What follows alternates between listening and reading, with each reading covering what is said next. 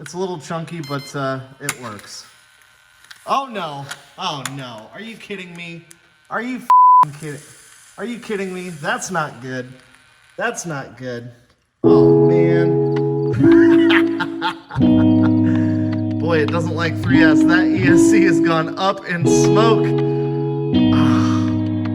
That didn't last long.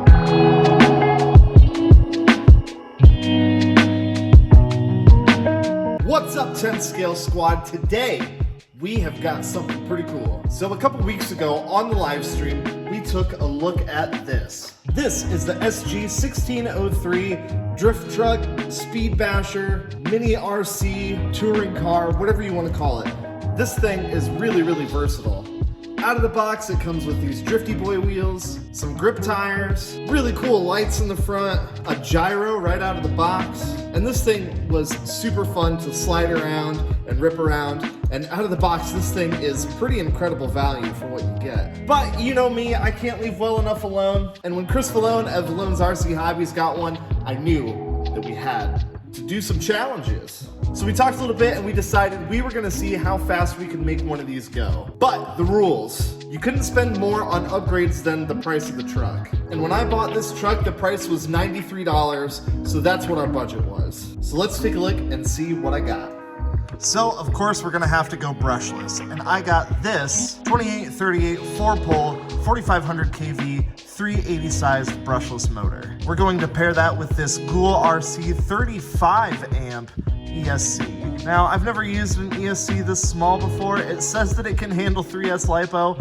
We're definitely gonna find out. I mean, it only really has to do it once, right? Now, I had to get a gyro because this truck comes with a gyro, and I would hate to abandon that for the new setup. This is just about the cheapest gyro that I could find. And I wanna use my DX5 rugged transmitter, so I have to get a new receiver. These things are pretty expensive. These are like 30 bucks for just a 2-channel receiver. But that is the curse that I bear running Spectrum Electronics. I got this itty bitty little servo. This is an all metal geared servo, so definitely an improvement over the one that comes in it. Plus, the included servo, stock servo, is a 5-wire servo, but we're gonna swap out all the electronics, so we're gonna need a normal standard 3-wire servo. So I got this guy right here. And that was pretty much the whole entire budget. I still didn't have anything left over for like wheels and tires or suspension. So we're gonna do the only logical thing and cheat. So for suspension, I got these, which I actually robbed off of my Panda Hobby. So my poor little Panda Hobby doesn't have any suspension left in it anymore, but hey, that's okay. We're just gonna borrow it. The stock suspension is just friction shocks. They're non-oil filled, they're non-adjustable. I think with some tinkering, we can get these to bolt on. For wheels and tires, I'm going with these. These are from my high boxing ratchet.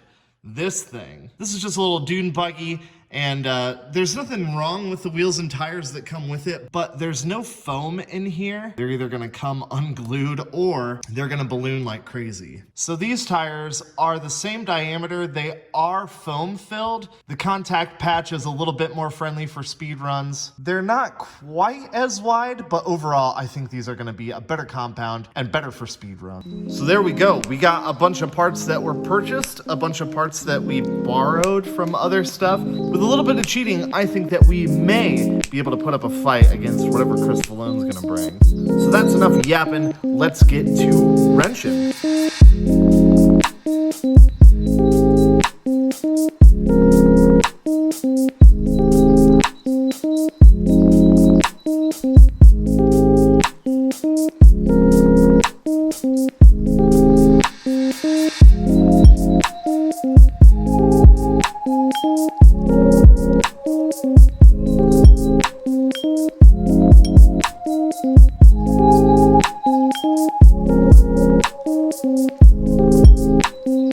Alright, so I got all the suspension in, and oh my gosh, that is way, way, way smoother.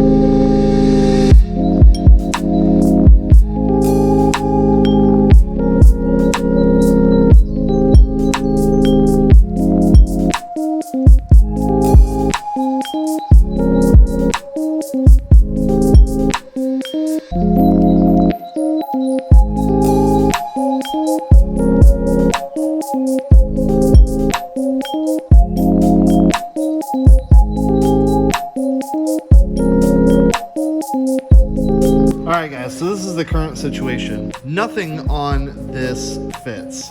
So the pinion is a really weird size, and I tried to drill it out, but I drilled it out crooked, and now I've got to find a new pinion. But I don't have any pinions that match this gear mesh, so I'm not sure what I'm gonna do. I'm gonna have to dig through my stash and see if I've got another pinion that I can either try and drill out again, or that will just be a direct fit onto this. The servo is the wrong size, so I had to space it with cardboard. It's in there really firm. I mean, it's not gonna go anywhere. It's good and tight, but I mean, you know, that's kind of a haggard job of getting that together. The servo horn doesn't fit. The splines are totally different, which means the horn is gonna have to be different as well. So the frustration level is pretty high at the moment. One eternity later. All right, guys, here it is. I was able to find a new pinion to put in it, and I was able to find a servo horn that would fit. And here it is. And first of all, nothing fit. Absolutely nothing I did was a direct bolt-on. I was able to find a new servo horn. Here it is. But now the angle of the linkage is pretty extreme. It does turn left to right with no problem. I had to stack the gyro on top of the saver and then the receiver on top of the gyro.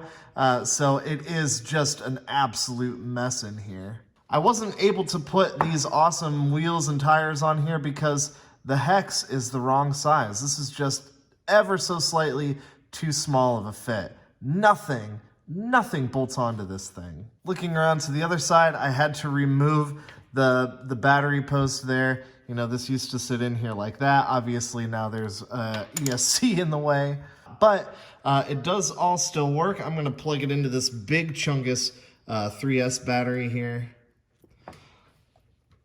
We'll turn on our transmitter. Let's turn on the car. And there we go. There we got the steering working. It's a little chunky, but it works. Oh no, oh no. Are you kidding me?